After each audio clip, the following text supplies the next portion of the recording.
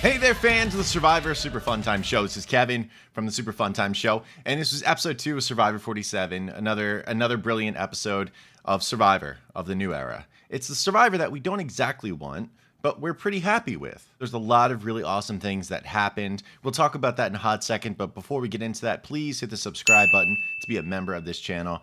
I would greatly appreciate it because I think it's a really fun channel to be a part of. Some would say around my apartment that it is the best up-and-coming Survivor YouTube channel and social media content there is. And I don't know. I don't think you should really question what's out there in the atmosphere of my apartment. But really, the first story that we're going to cover is Lavvo. Lavvo, Rome is the one who found the Beware advantage, but he didn't dig it up and, read the clue and everything like that. Instead, he digs it up, hides it at night, and he decides to use this opportunity to build a bond with Teeny Tiny. And he does that, and before he reads his own clue to the Beware advantage and the actual idol, because he gets the box and he doesn't read that clue, Teeny goes and reads it and tells Keyshawn. So Teeny actually reads Rome's idol before Rome does. Rome rolling up on Teeny and Keyshawn, finding out about his idol before he knows about it, is one of the craziest things ever. Because in that moment, it's a terrible move by Teeny because Teeny got caught. However, Teeny right now is in the majority. So even though Teeny was caught and fed a lot of BS to Rome, which I cannot imagine Rome bought when Teeny said, "Oh, well, I brought Keyshawn because I want to lock us 3 in. That's why Keyshawn and I were reading the clue before you ever even read it." So, yeah, that was bull. And if Rome fell for that, Rome, you're playing the wrong game, my man. Rome eventually got his idol, and he took the one tribal council that he could use it. Because if you remember from Gabe, you can take the initial one, where it's good for 1 tribal, or you do another task, and you can get 1 for 3, or 1 more task, and the idol is good until the final 5. And Rome played it safe and took 1, which is good, because right now Rome is kind of on an island on his own in the Lavvo tribe. They want this guy out of there, partially because of his personality. Let's be honest, mostly because of his personality, I think. I pray Rome is not a giant dunce and he did not fall for what Teeny was selling him. I don't know how to feel about Rome now at this point. I'm rooting for him because he's in the minority, but I think it'll be rough roads ahead for Rome at this rate. Now we're going to move over to the Blue Tuku. They were kind of broing out together pretty hard after TK arrived back from the episode 1 challenge where he won their supplies. And the girls all knew it. And it's interesting in this episode, communication seemed to break down a little bit. Tiana was actually brought into the alliance instead of Gabe, where TK is like, all right, maybe it'll be myself, Kyle, and Tiana moving forward. And Tiana, thankfully, was a little skeptical of this whole situation. And we'll talk more about how that plays out in the end. But Gabe, this spooked Gabe, rightly so. So he said, listen, I got sort of a thing with Sue because I love older women, whatever he's talking about. And he tries to barter goodwill with Caroline. And Sue, I think she's pretty much in. Caroline, however, Caroline's like staring daggers through Gabe the entire time and doesn't buy his bull. And I think it was really fascinating. However, when he finally pulled out the actual idol to show Caroline, then Caroline's like, okay, I'm going to take you a little more seriously right now. And she did. However, her and Sue kind of talked about how maybe we need to be really careful with Gabe in this situation, and which is really smart because I think Gabe is really sketchy. And I think as a player, he's also really clunky while being ambitious. Bad combinations, I think, but we'll see how it shakes out. Who knows? Maybe Tuku will lose the immunity challenge by the end of this episode, and they have to go to tribal council. They do. Now to the most important tribe, the one that was spotlighted in episode 1. That's the Gata tribe. This is the tribe that just voted out John Lovett as the rest of the world weeped. However, Andy had the big meltdown in episode 1, and a lot of people were asking, how could he still be around? What does the game look like with Andy still in there? And what we see is he's chopping coconuts and getting cheers now. He's getting that confidence slowly built up in his life to that he can get confidence in the game, which is really exciting. And I think a lot of good things is ahead for Andy. One of those good things, I was pretty sure it was going to happen in episode 2, is he was going to find the Beware advantage, and he did. But Andy played scared. Andy played like a loser. And I hate to say that. I'm so sorry, Andy, because I still like you a whole lot. But he played like a loser in that moment. He put the advantage down and said, the good thing about this is I can always go find it again.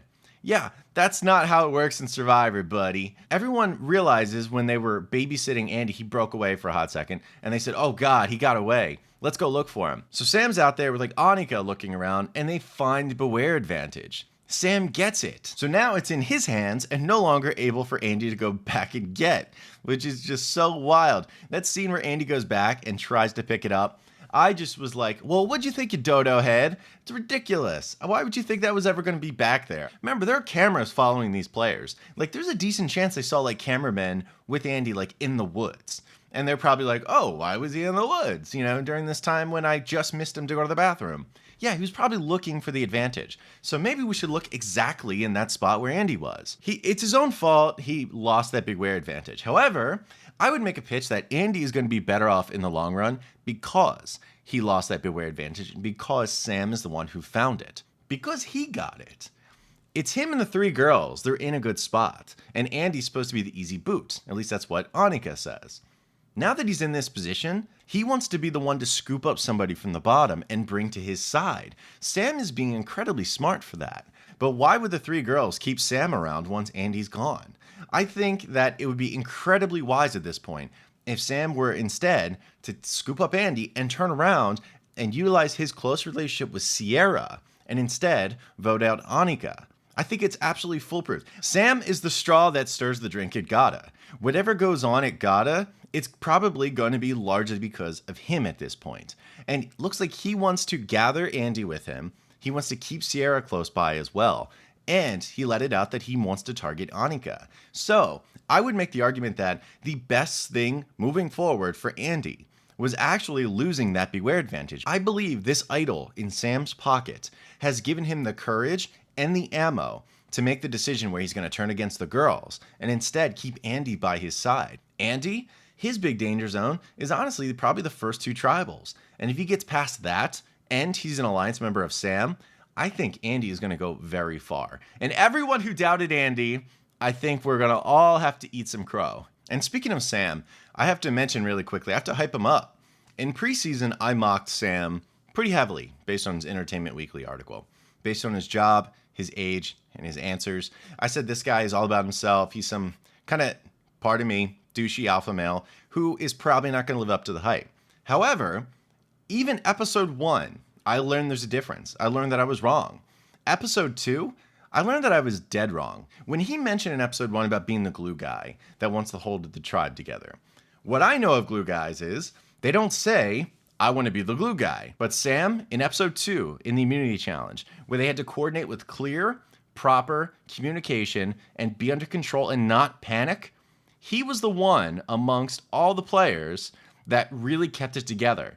They started to fight. The two girls on each side of him started to fight. And he said, hey, listen, we're not going to do this, okay? We can get it together. We'll be fine. Pure leadership. Pure leadership in exactly what everyone needs. That is a glue guy.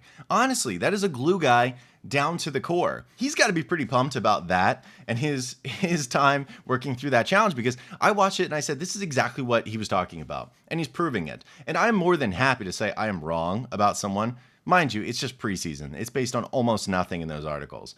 But what we've seen on camera is that Sam is set to do incredibly well in this game. He's set to win this game right now, based on this edit, in my opinion. Man, one hell of a guy. Oh, speaking of the challenge, there's a very big controversy that happened in this challenge. This was the portion where they had a giant bag of rice that they had to put through a hole and they put it on the platform. They had to cut it open and get a ball outside of there.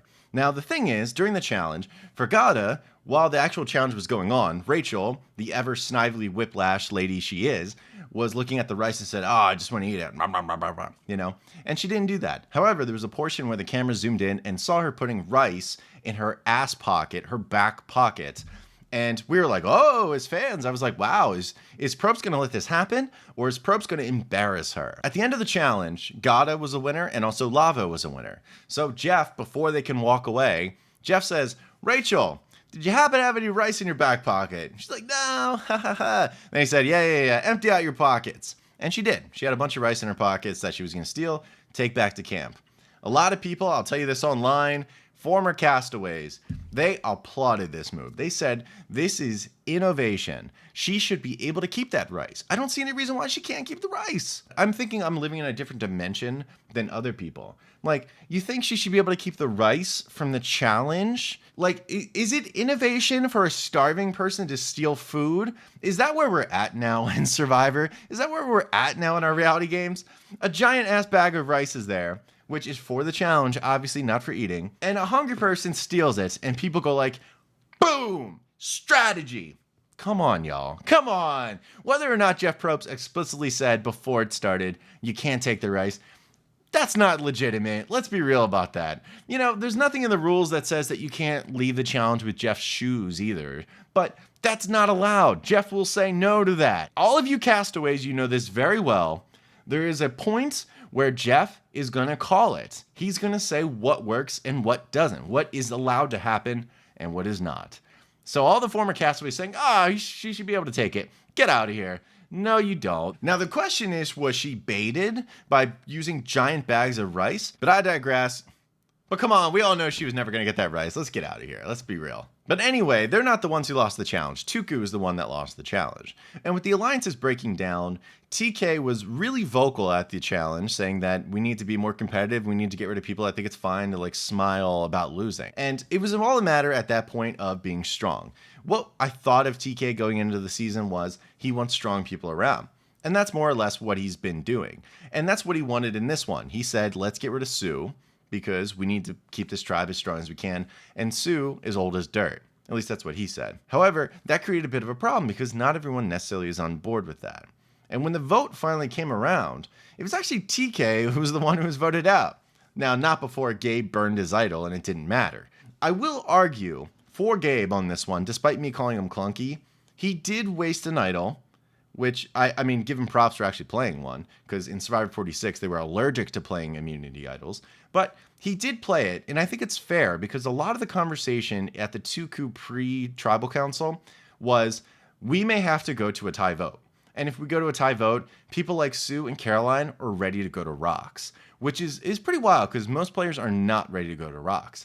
And it looks like one of the people who's not ready to go to the rocks is Gabe. And I can't really blame him necessarily. So I think he actually played his idol to avoid going to rocks, whether or not he thought he was the primary target. So I can't really say he was wrong for that decision. It probably was right in the end. He's still sitting there, and TK is not. But admittedly, the bar has been lowered when it comes to hidden immunity idols. Now, at this point, if you play it at all, I'm going to think a little bit more of you as a player. But those are really the biggest things in the episode. I mean, we have a lot to learn about players moving forward in the game. I think the big question is, how far will Andy go? Sam looks like he's primed to be a winner. How's that going to go? Asia is someone that I think could do really well in the game, but we haven't seen a lot of her quite yet. We've seen a ton of Teeny, but I'm not sure what that means quite yet. She looks like she's set up really well in the game. It's like a Kelly Nalbandian who gets to final 8, final 9, and it doesn't work out, or we're seeing a winner's edit unfold. I guess we'll have to find out. But I think there's a lot more to learn in this season. I'm really excited. But that's going to do it for the episode. Thank you so much for watching. Hopefully you enjoyed this recap as we talk about Survivor 47. And there's a lot more to check in on as the season goes on. We'll have some fun special guests to talk about the episodes. But again, that's going to do it. Hope you have an amazing day, everyone. You take care.